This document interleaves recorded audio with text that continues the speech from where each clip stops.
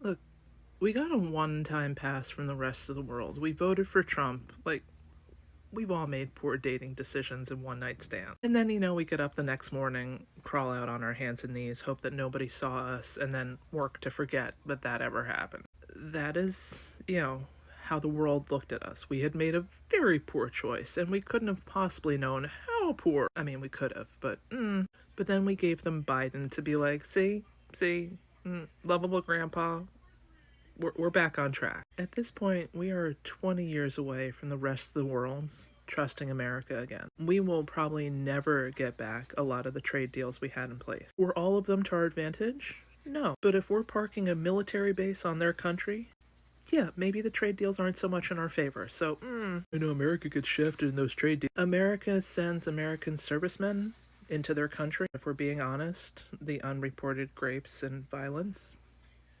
yeah, so we'll pay 2% more in trade. They don't have military prisons because all the servicemen behave.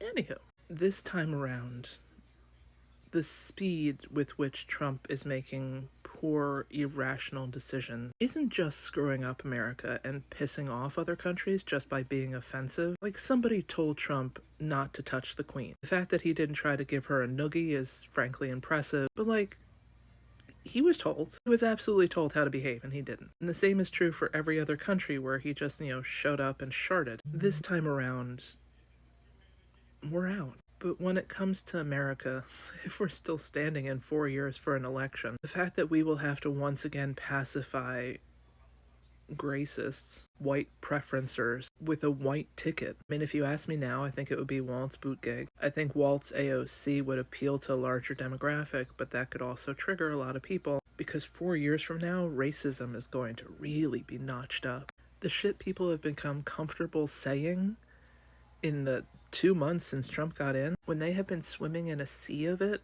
everywhere in society for 4 years, racism is going to be much worse. Even by the people who are currently just hiding it in their hearts and don't want to admit to it. Yeah, people are going to get comfortable with it, and I don't think they're ready to admit that to themselves. But when everybody else is doing something wrong, it makes it very easy for you to do something wrong. We have a whole lot of sociology studies to prove that. So when I see people like, we have to save democracy, do we? If the solution is to just sit on our asses for 4 years and then wait for Waltz to kind of be the apology to the world, whitey white ticket, well, Pete's gay, so we're woke as hell. Or, do we burn this shit to the ground and come up with something new? Because we just keep on band-aiding something that is clearly not working, and definitely not working to the advantage of certain groups. Because, honestly, you could throw it into ChatGPT right now and just be like, look, here's everything on the US government. How do we build a better, less racist government that benefits all? ChatGPT could shoot that out in less than a day. We have the answer.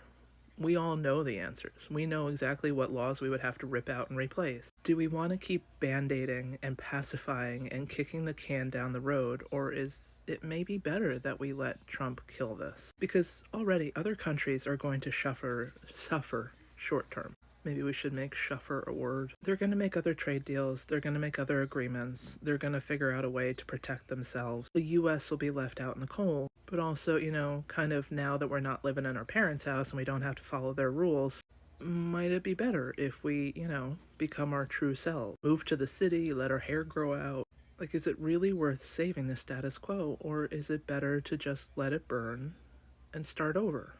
I don't think anybody can say that the government is totally benefiting them right now and they're getting maximum effort out of their government. The money you put in, you are definitely not getting out. And yes, there's waste and there's pork and there's overspending and yeah, but there are in corporations too. Well, the government's the only place that there's bloat. I feel like you've never seen how CEOs work in a corporation. The way we pay for their boat, which they occasionally let executives have a half-day retreat on so it gets written off as a business expense. Yeah.